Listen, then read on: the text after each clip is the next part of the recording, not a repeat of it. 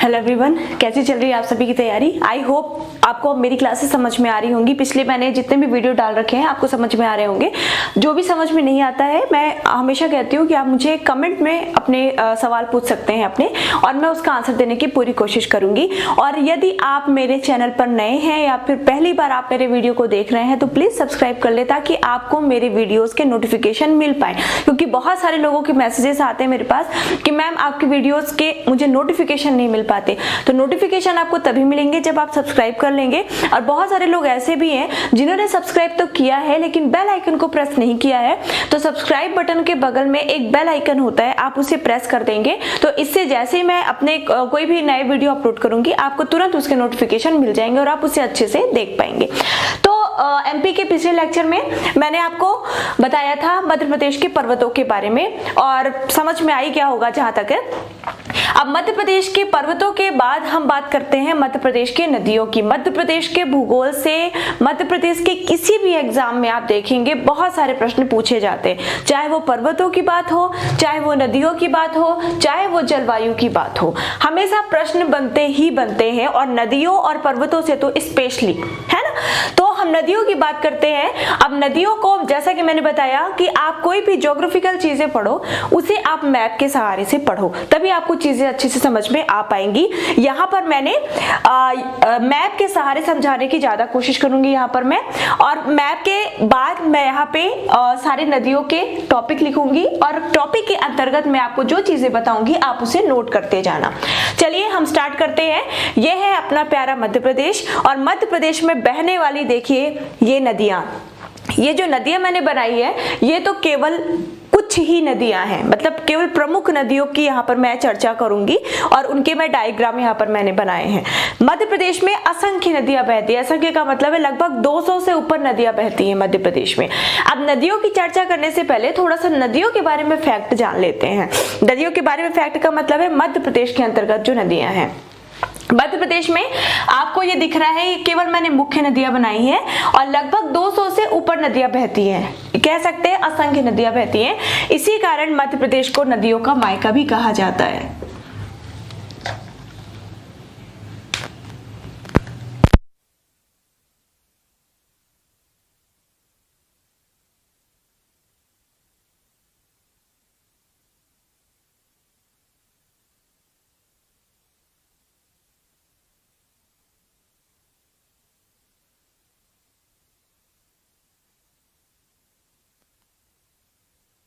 ठीक है, तो मध्य प्रदेश को क्या कहा जाता है? नदियों का मायका। ये बहुत ही इंपॉर्टेंट फैक्ट है नदियों के चैप्टर के अंतर्गत। ठीक है, तो ये जान लिया आपने। और एक चीज और जानने योग्य है यहाँ पे कि मध्य प्रदेश में जितनी भी नदियां बहती हैं, मध्य प्रदेश में जितनी भी नदियां बहती हैं ये प्रायद्वीपीय भारत की नदियों के अंतर्गत आती है। देखिए दो तरह की नदियां हैं। हम जब इंडियन ज्योग्राफी में नदी पढ़ते हैं तो नदियों को हम दो भागों में विभाजित करके पढ़ते हैं। पहली तो हिमालयी नदियां जो कि हिमालय से निकल करके आती है और वर्ष भर उनमें जल रहता है, और जो हम दक्षिण भारत की नदियां पढ़ते हैं उन्हें हम दूसरे भाग में बांटते हैं जिसे हम कहते हैं प्रायद्वीपीय भारत की नदियां, जिनमें वर्ष भर जल नहीं रहता है, ये मानसून पर डिपेंड करती है। तो यहाँ पर आपको याद ये रखना है कि मध्य प्रदेश में जितनी भी नदियां बहती है ये नदियां प्रायद्वीपीय भारत की नदियां मानी जाती हैं। ये हिमालयी नदियां नहीं है। इनमें से अधिकतर नदियां ऐसी है जो कि हिमालयी नदियों की सहायक नदी है, जैसे कि सबसे प्रमुख चंबल जो कि यमुना नदी की सहायक नदी है। यमुना नदी एक हिमालयी नदी है और यमुना नदी भी आगे चलकर गंगा में मिल जाती है इलाहाबाद में, आप सभी को पता है ना। तो अगला फैक्ट नोट करेंगे कि मध्य प्रदेश की नदियां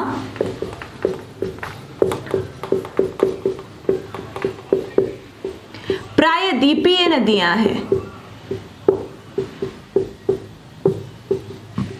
प्रायद्वीपीय भारत लिख सकते हैं।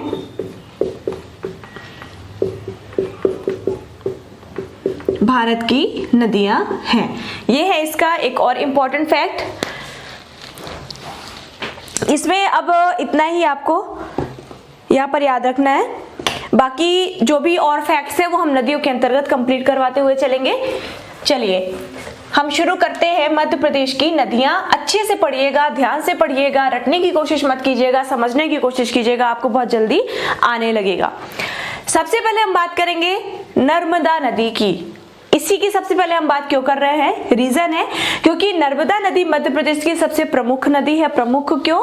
क्योंकि मध्य प्रदेश की सबसे लंबी नदी है। कौन सी? नर्मदा नदी। तो फर्स्ट आप टॉपिक डालेंगे नर्मदा नदी।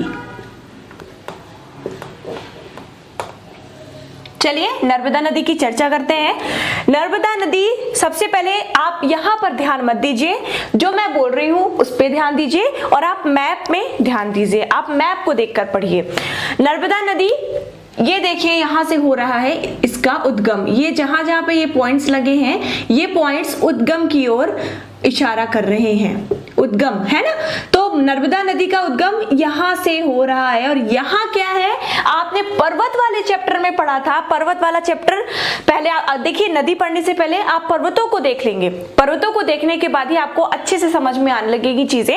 आप पर्वतों को कैसे देखना है, मैंने इस वीडियो के अपने इस लेक्चर के पहले पर्वतों का लेक्चर मैंने आपको प्रोवाइड कर दिया है। अगर आपको नहीं मिल रहा है तो मैं इस वीडियो के डिस्क्रिप्शन बॉक्स में दे दूंगी, उसका लिंक आप जाकर उसे देख सकते हैं। देखिए ये जो है, ये पूरा इलाका है सतपुड़ा मैकाल श्रेणी का।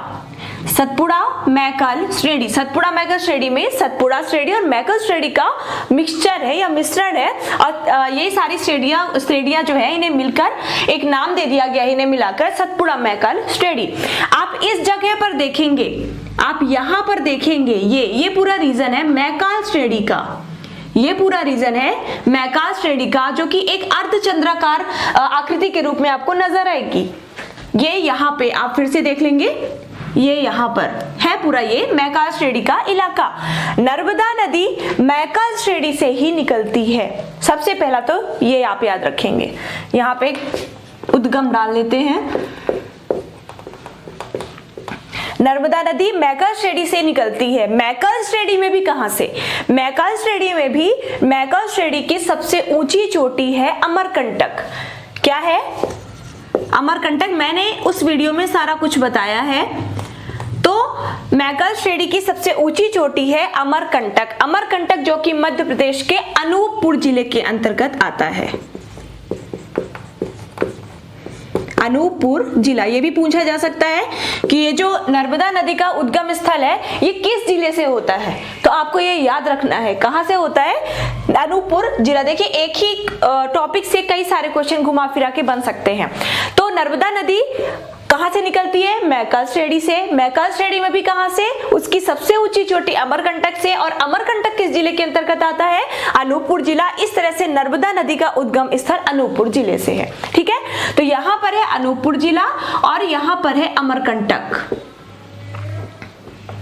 अमरकंटक, देखिए ये मैप है, ठीक है, मैंने बनाया है, तो थोड़ा बहुत इधर उधर हो सकता है। तो आप एक बार जो असली मैप है, मेरे पास तो अभी है नहीं, वरना मैं दिखा देती, तो उससे आप देखेंगे अनूपपुर कहाँ है, आप वहां से करेंगे। ठीक है, ये तो बस आपको समझाने के लिए बनाया गया है। तो अमरकंटक से निकलती है नर्मदा नदी। तो उद्गम में आप क्या लिख लेंगे?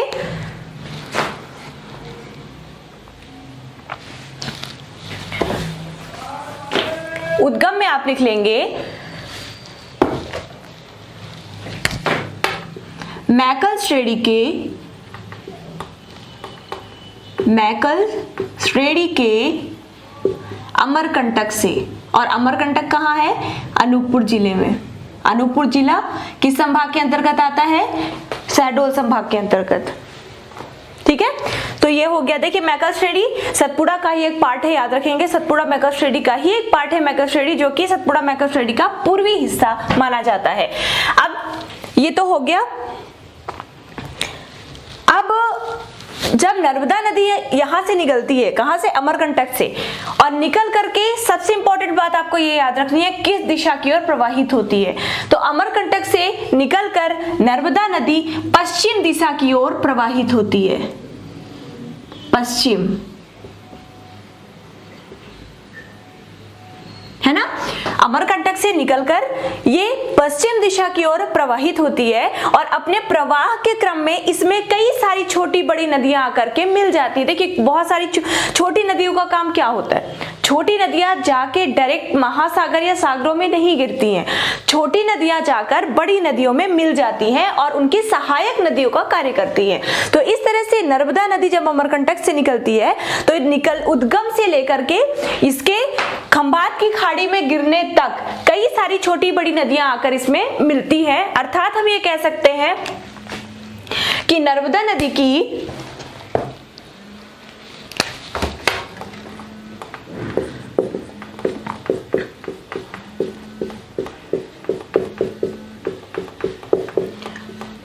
नदी की सहायक नदियां लगभग 41 है। 1 मिनट।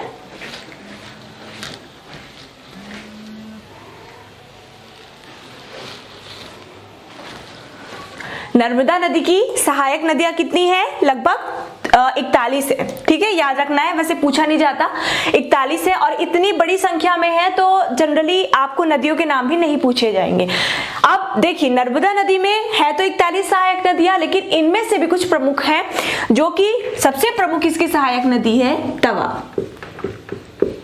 तवा, ये देखिए, ये तवा है ना, जो कि नर्मदा नदी के बाएं तट से आकर मिलती है। नर्मदा नदी, देखिए यहां से नर्मदा नदी निकल रही है, मैं मान के चलती हूँ कि यहां से नर्मदा नदी निकलती है, तो ये होगा नदी का दायां तट और ये होगा नदी का बायां तट। ये है दायां तट और ये है बायां तट। तो इस तरह से तवा नदी जो है ये नर्मदा की प्रमुख सहायक नदी है और नर्मदा से बाएं तट की ओर से आकर मिलती है। तो ये हो गई नर्मदा की सहायक नदियों की बात। अब कई सारी छोटी बड़ी सहायक नदियां हैं। देखिए, नर्मदा नदी की सहायक नदियों की प्रमुख विशेषता ये है कि इनके जो नाम है वो हमारे जो किचन में रोज हम यूज करते हैं सामानों का, जैसे दूधी, शक्कर, तवा, है ना। तो इस तरह से नर्मदा नदी की सहायक नदियों के नाम है। अगर आ भी जाता है तो आप इसे याद रख सकते हैं, नहीं और जनरली ये पूछा नहीं जाएगा, टेंशन मत लीजिए। चलिए हम आगे बात करते हैं। हाँ, निकलती कहां से है? अमरकंटक से। और इंड कहां पर होता है इसका? ये गिरती कहां पर है? ये गिरती है गुजरात में, गुजरात में खंभात की खाड़ी में, खंभात की खाड़ी। मैं एक बार आपको डायग्राम बना के बता देती हूं। झाबुआ और अलीराजपुर दो ऐसे जिले हैं मध्य प्रदेश के जो कि गुजरात राज्य को टच करते हैं, है ना।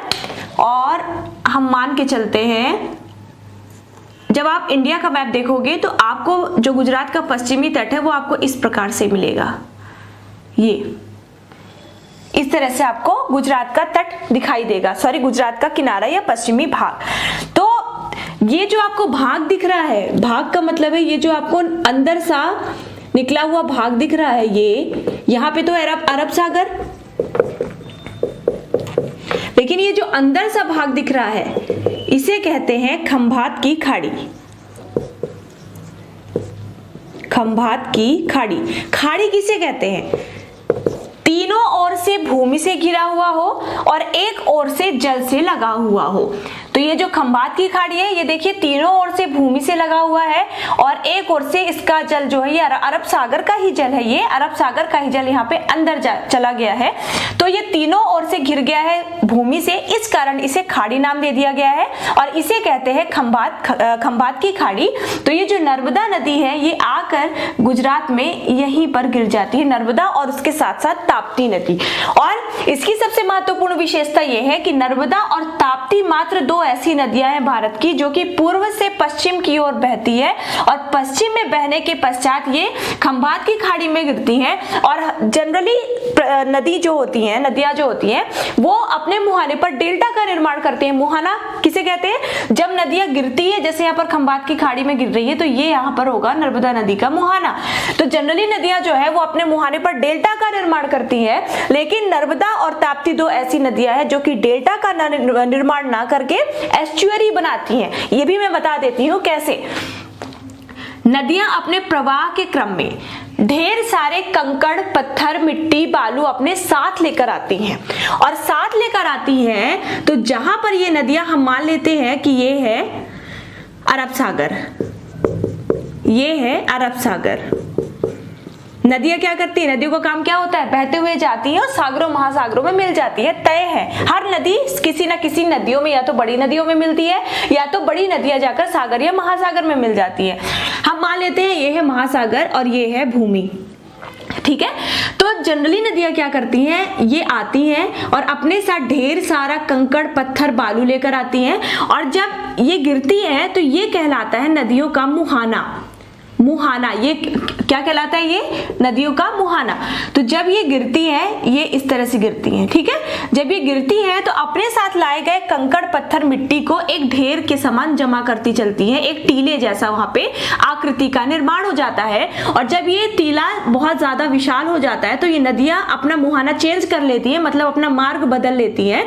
अब हम मानते हैं यहाँ पर ये मुहाना इनका जो है वो काफी विशाल हो गया है, तो ये नदी यहाँ से कट जाएगी, आगे चलकर ये नदी यहां से कट जाएगी और अपना मुहाना फिर से दूसरी जगह बना लेगी और फिर से यहां पर डेल्टा का निर्माण करेगी। तो ये होता है डेल्टा। अब नर्मदा और ताप्ती डेल्टा नहीं बनाती है, ये देखिए क्या है,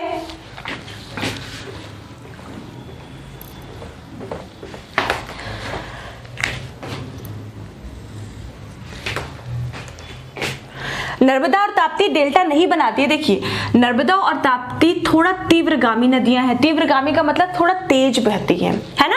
इसका कारण भी है, ये कारण अगर मैं यहाँ पर बताने लगूं, टॉपिक को क्लियर करवाने लगूंगी तो बहुत ज्यादा समय लग जाएगा। इंडियन ज्योग्राफी में शायद मैंने बताया है, तो आप जाकर उसमें देख सकते हैं।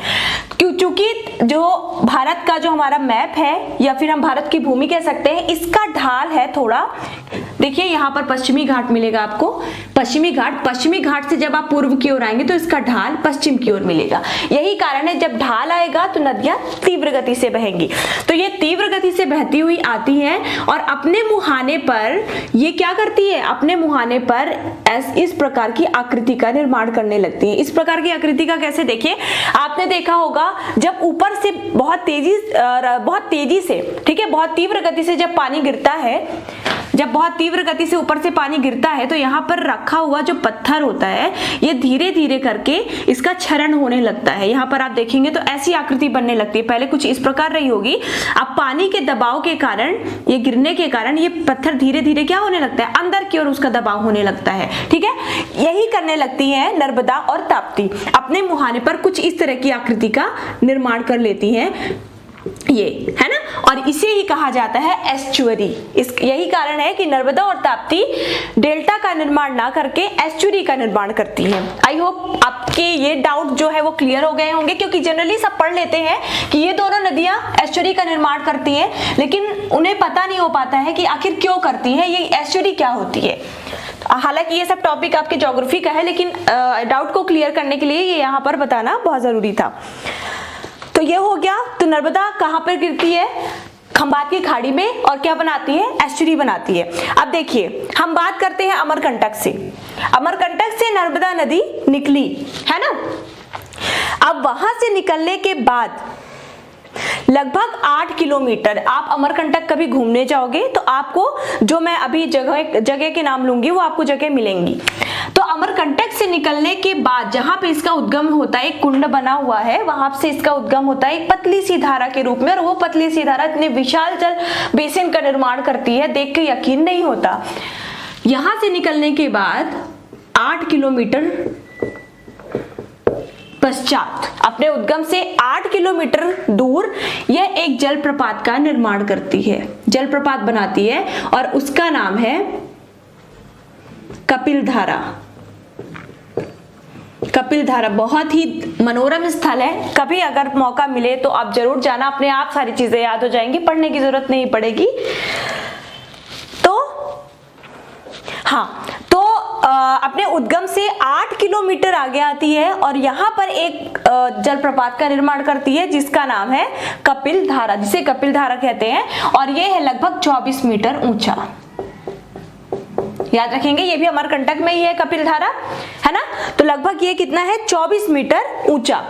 अब इसके पश्चात कपिलधारा से आगे बढ़ती है, 1 किलोमीटर आगे आती है।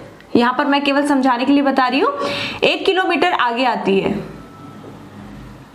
1 किलोमीटर, और यहां पर बनाती है दुग्धधारा।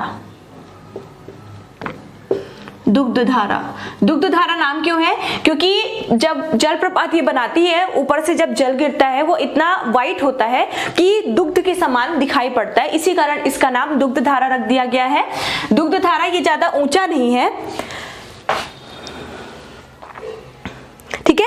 इसके पश्चात आगे बढ़ती है और आप देखेंगे, आप आगे आएंगे अनूपपुर से आप और पश्चिम की ओर चलेंगे तो आपको जबलपुर जिला मिल जाएगा। आगे बढ़ती है और ये आती है जबलपुर जिले में। जबलपुर हम मान लेते हैं ये है जबलपुर। याद रखिए, अपने उद्गम से 8 किलोमीटर के पश्चात कपिलधारा बनाती है। कपिलधारा के बाद 1 किलोमीटर और आगे जाएंगे तो दुग्धधारा बनाती है। उसके पश्चात आप जब जबलपुर में प्रवेश करेंगे तो जबलपुर में ये बनाती है, सबको पता होगा, धुआंधार जलप्रपात।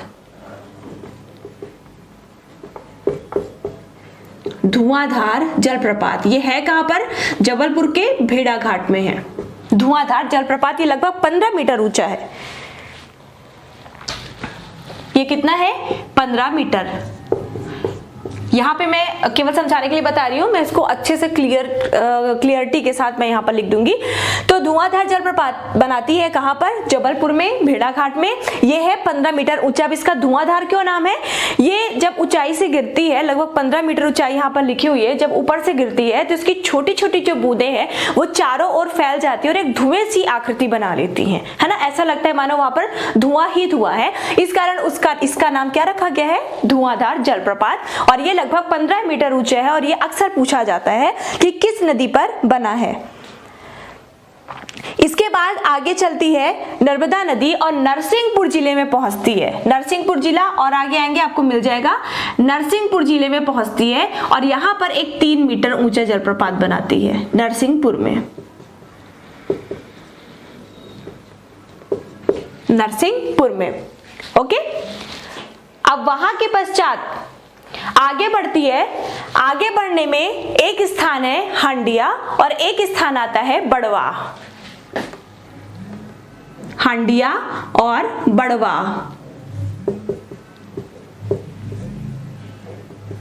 और हंडिया और बड़वा के मध्य एक जलप्रपात का निर्माण करते हैं, ये पूछा जाता है। हंडिया और बड़वा के मध्य, सॉरी एक नहीं दो जलप्रपात का निर्माण करती है। इसका नाम क्या है? पहले का नाम है मांधार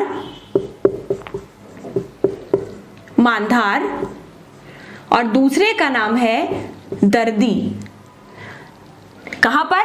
हंडिया और बड़वा के मध्य 2 जलप्रपात का निर्माण करती है। एक तो हो गया मांधार और दूसरा हो गया दर्दी। देखिए जो मांधार है वो ओमकारेश्वर को भी कहा जाता है, क्योंकि ओमकारेश्वर मैं फिर से बता देती हूँ, मध्य प्रदेश में 2 ज्योतिर्लिंग है। पहला तो महाकालेश्वर और दूसरा ओमकारेश्वर। ओमकारेश्वर कहाँ पर है? खंडवा में। और महाकालेश्वर कहाँ पर है? उज्जैन में। जो महाकालेश्वर है यह है शिप्रा नदी के तट पर उज्जैन में। जो ओमकारेश्वर है यह है खंडवा में नर्मदा नदी के तट पर। अब इसका ओमकारेश्वर नाम क्यों रखा गया है? क्योंकि ओमकारेश्वर जो स्थान है इसकी आकृति ओम के समान है, इस कारण इसका नाम रखा गया है ओमकारेश्वर। जो ओमकारेश्वर स्थान है वो नर्मदा नदी पर स्थित एक द्वीप के समान है। एक नदी पर स्थित एक द्वीप ही है, मतलब चारों ओर जल से घिरा हुआ और बीच में कुछ भूमि, तो एक द्वीप के समान है और उसी का नाम रख दिया गया था मांधार। ठीक है, देखिए अलग अलग बुकों में अलग अलग चीजें मिलती हैं, तो अभी तक जहां तक मैंने जाना वो यही था। तो कहां पर? बड़वा और हंडिया के बीच 2 जलप्रपात का निर्माण करती है, एक तो मांधार और दूसरा दर्दी। जो मांधार है ये नर्मदा और तवा के संगम पर बना हुआ है। जो मांधार जलप्रपात है, मैं यहां पर लिख देती हूँ, यहां पर समझ में नहीं आ रहा होगा।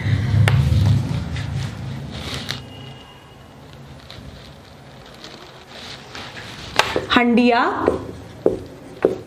व बड़वा के बीच 2 जलप्रपात है। पहला तो है मांधार और दूसरा है दर्दी। ठीक है, ये थोड़ा और इधर बना लेते हैं। ये देखिए, ये तवा नदी है। तवा नदी निकलती है पचमढ़ी से।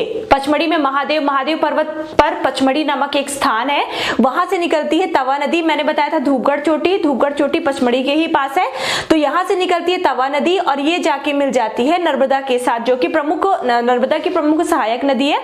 और ये जो संगम आपको दिख रहा है, इस संगम पर बनता है मांधार जलप्रपात। तो ये कहां पर है मांधार जलप्रपात? नर्मदा व तवा के संगम पर, जहां पे ये दोनों नदियां मिलती हैं। और इसके अलावा दर्दी जलप्रपात, ठीक है, ये हो गया। अब इसके आगे बढ़ती है नर्मदा नदी और पहुंचती है महेश्वर में, और महेश्वर के समीप एक बहुत ही सुंदर सा जलप्रपात का निर्माण करती है।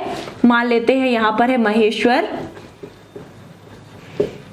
और यहां पर ये जलप्रपात का निर्माण करती है और उसका नाम है सहस्त्रधारा जलप्रपात।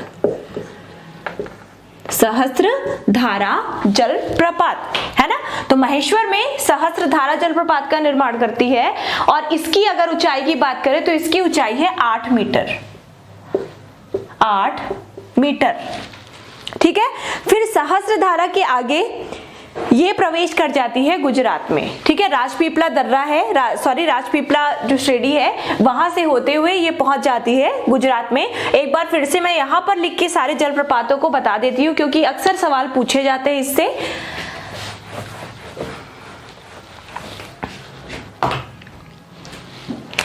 हम मान लेते हैं ये है नर्मदा नदी का उद्गम, अमरकंटक उद्गम स्थल। यहां से आती है, ये 8 किलोमीटर दूर पहुंचती है और बनाती है एक जलप्रपात जिसका नाम है कपिलधारा। कपिलधारा ये भी अमरकंटक में ही है। इसके पश्चात आती है 1 किलोमीटर और आगे और यहां पर बनाती है दुग्धधारा। दुग्धधारा भी अमरकंटक में ही है, ठीक है। ये तीनों चीजें अमरकंटक में है। इसके आगे बढ़ती है और पहुंचती है कहां पर? जबलपुर। जबलपुर पहुंचती है और जबलपुर में बनाती है एक 15 मीटर ऊंचा जलप्रपात जिसका नाम है धुआंधार। धुआंधार, और ये है 15 मीटर ऊंचा, और ये है कहां पर? जबलपुर में भेड़ाघाट में। भेड़ाघाट जो कि संगमरमर की चट्टानों के लिए बहुत ज्यादा फेमस है। जबलपुर के आगे चलती है और ये पहुंचती है नरसिंहपुर में।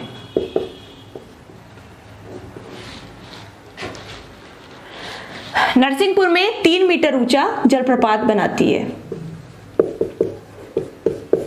ठीक है। नरसिंहपुर के पश्चात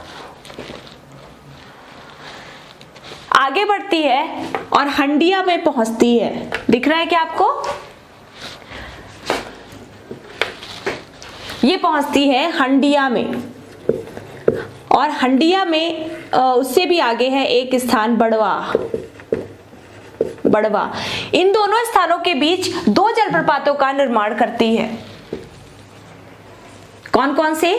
पहला तो मांधार और दूसरा दर्दी। जो मांधार जलप्रपात है ये तवा और नर्मदा के संगम पर बना हुआ है। नर्मदा तवा के संगम पर बना हुआ है। हंडिया बड़वा के और आगे ये पहुंचती है महेश्वर में। मैं यहाँ पे बना रही हूँ, यहाँ पे ये पहुंचती है महेश्वर में, और महेश्वर में एक बहुत ही सुंदर सा जलप्रपात बनाती है जिसका नाम है सहस्त्रधारा। सहस्त्रधारा जलप्रपात, और ये है लगभग 8 मीटर ऊंचा। 8 मीटर ऊंचा है ना। और सहस्त्रधारा के पश्चात ये राजपीपला श्रेणी होते हुए ये पहुंच जाती है कहां पर? गुजरात में। और अभी भी बहुत सारी चीजें लगभग तो हो ही गई हैं, लेकिन कुछ चीजें नर्मदा की बाकी है, वो हम देखेंगे अगले लेक्चर में। आई होप आपको समझ में आया होगा। जो चीजें समझ में नहीं आई वो आप मुझे कमेंट बॉक्स में कमेंट करके पूछ सकते हैं। Thank you very much.